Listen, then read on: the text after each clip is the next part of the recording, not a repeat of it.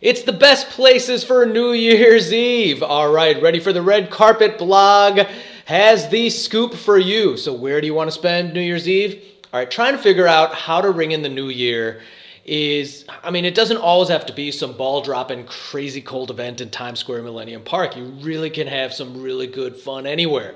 So here are my personal, tried and true favorite New Year's Eve events and locations ever from around the globe. All right, you ready?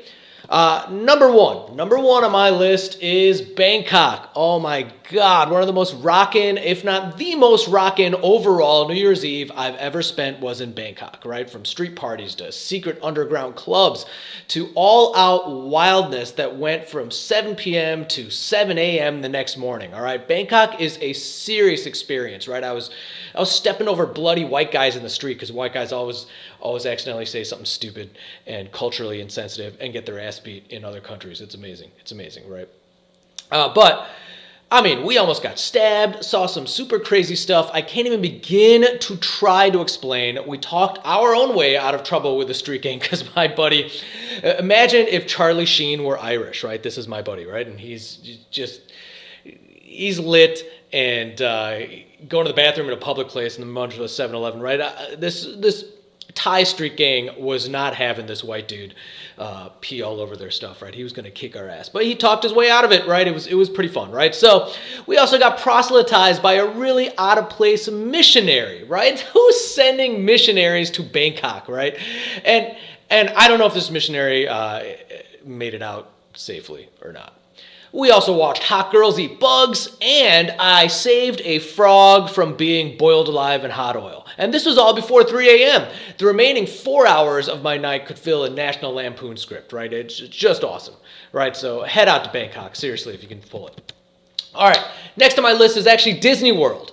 All right, so I know most of these lists will include Iceland as their top pick. And unless you have some sort of Bjork fantasy or are craving a big fireworks show, you really don't need to head out to Iceland, right? Disney World fireworks, on the other hand, on New Year's Eve are some of my favorite. Awesome. And notice I said world, not land. All right, because at Disney World, there's a brilliant dinner by the pavilion. There are fun characters walking around. The rides are still going on, and Florida weather. All right, next on my list is Austin, Texas, of course. All right, I think I've done 2 New Year's Eves in Austin, although one of them might have been the 4th of July. I really can't remember because it's Austin. Right, so all sorts of fun happens in Austin, and if you can remember what's going on, you probably did do it right. But all right, so that first New Year's Eve in Austin that I did is it's really not safe for work for YouTube or podcast, right? So I'll keep those adventures to myself. All right, but the other one, if you can get a spot on the river in a high rise, you will not be disappointed, right? To look over there'll be fireworks as well and all sorts of cool stuff. And pretty much anywhere you go in Austin will have cool people, great food, and good times. All right, so next on the list is Santo Domingo in the Dominican Republic. And yeah, some of you have seen on the blog, you'll see pics of some bars and events in the DR. And yeah, those bars with the walls made out of tinfoil are totally real. All right, I love me some DR. Right, so New Year's Eve in Santo Domingo is more low-key than you would expect in terms of formality, which is why it was so great, right? We basically hit the streets, ringing the New Year's with total strangers who had set up speakers outside of their house and blasted music. Like, they didn't care. We just joined in, right? So, just walk around the city and hang out, right? And don't get freaked out by all the dudes standing around with machine guns. That's totally normal. It's a totally normal thing in Santo Domingo. On every corner, you got a dude with a machine gun. And those guys are awesome. All right. El DF, or La Ciudad as they call it now, Mexico City. So the street fests around Mexico City are pretty awesome. And, I got to put my places by the monument. And man, I've seen a free Britney Spears concert just like right outside my door next to the monument. And it's cool. Like the whole city shows up and they have to have like guards in riot gear because, there's a lot of people in Mexico City. But it may sound crazy. It's a lot of fun. So there are street fests around. There may be a kick-ass concert by the Monument, and around Zocalo, you're going to find some crazy fun action, right?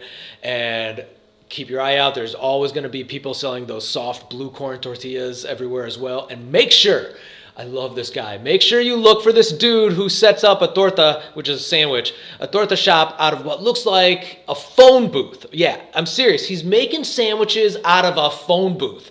And often the price is 2 for 1. Best sandwiches I've had in my life. All right, milanesa con rajas, good gugamuga. That's my shit. That is awesome. All right, next on the list is Navy Pier in my hometown of Chicago.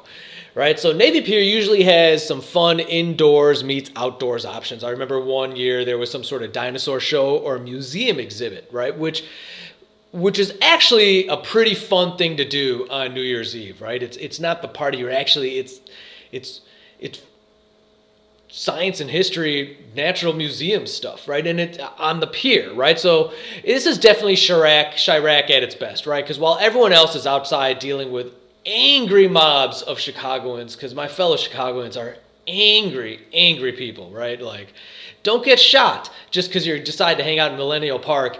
And, I've seen a guy get ragefully pissed off because his burger wasn't cooked the way he wanted it to be cooked. If he had a gun on him, the cook would have been shot, right? Like, people are just pissed off in Chicago, right? Life's a struggle out there, right? So the few calm and happy Chicago folk are actually on the pier.